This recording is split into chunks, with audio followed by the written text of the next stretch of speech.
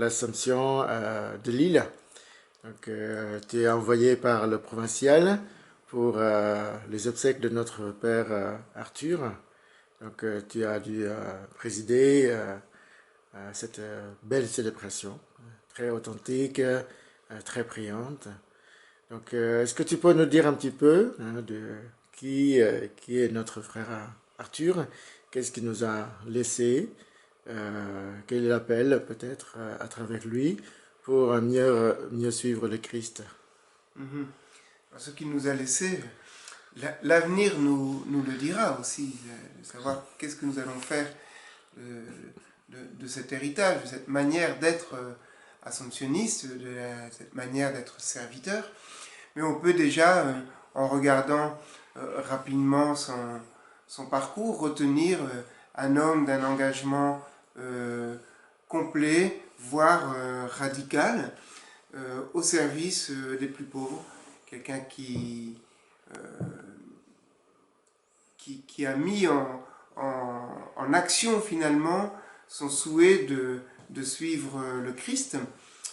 Et donc c'est une interrogation pour l'Assomption, pour chacun d'entre nous, de dire voilà, comment prenons-nous au sérieux notre engagement à la suite du Christ, et très concrètement, où se vit-il en termes pastoral.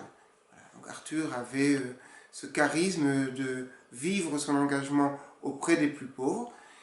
Tout le monde n'est pas appelé à le vivre de la même manière, soit auprès des jeunes, auprès des personnes âgées, auprès des étudiants, chacun là où son charisme peut se déployer.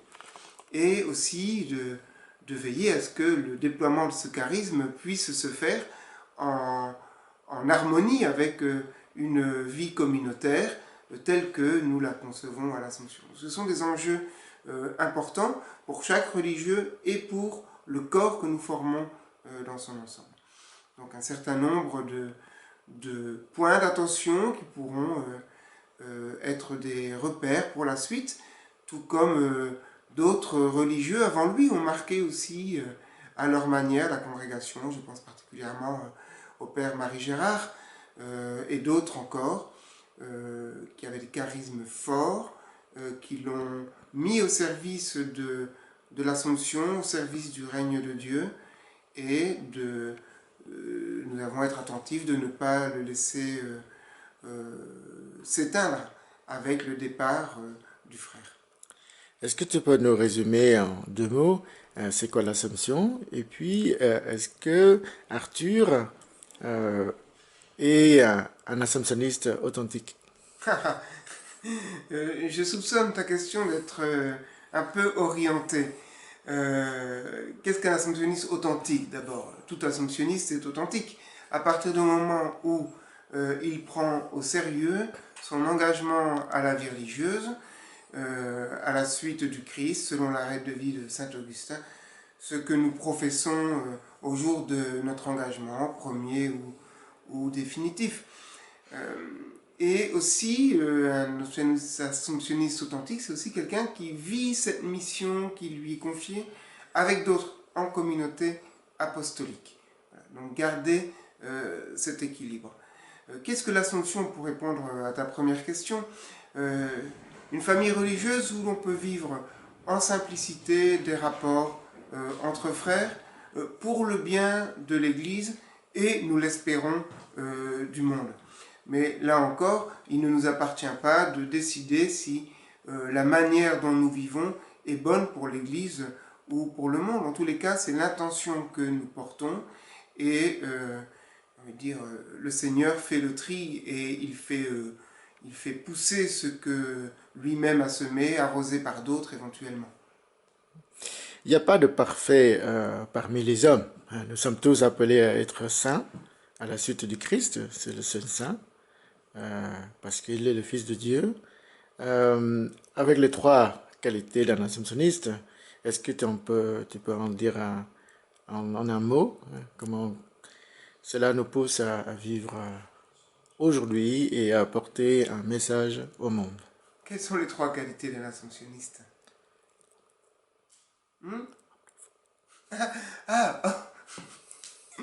D'accord, je ne savais pas que tu mettais là les qualités voilà, homme de foi, solidaire des pauvres, homme de communion.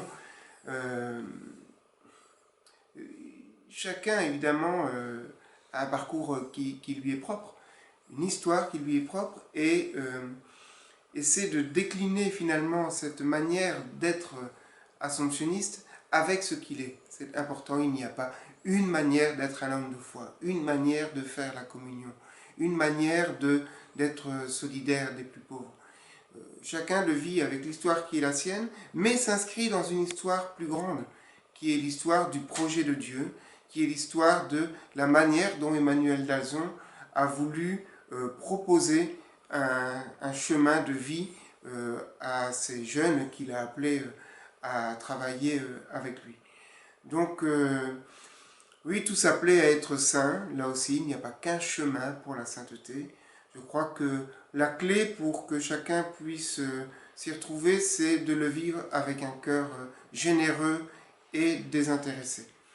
Et après, de se laisser accompagner par des frères et guider par celui qui nous appelle. Arthur est connu comme quelqu'un qui ramène à l'Assomption beaucoup de vocations. Si on peut parler aux jeunes, quel est le message d'Arthur pour les jeunes d'aujourd'hui? Appeler à l'Assomption, c'est le Père Général le rappelait dans sa dernière lettre, c'est un souci que nous devons tous porter. Et le risque serait de laisser aux religieux, avec des profils un peu charismatiques, le soin d'être des appeleurs. Donc d'abord, il y a une première chose, c'est de rappeler que c'est la mission de tous.